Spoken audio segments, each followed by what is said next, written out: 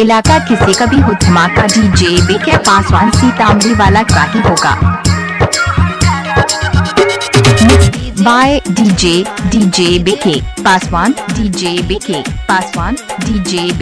पासवान सीतामढ़ी उड़ाला सीतामढ़ी।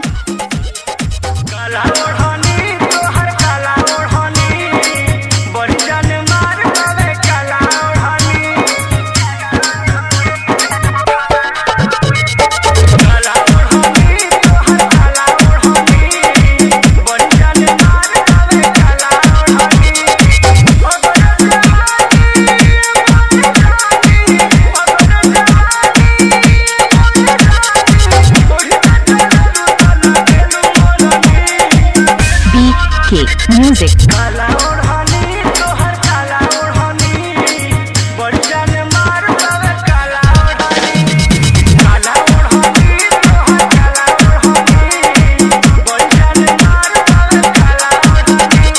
आप सुन रहे हैं music by DJ BK Paswan DJ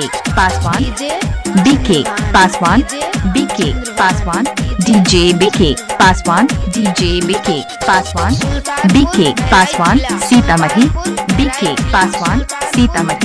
DJ BK Paswan Sitamarhi.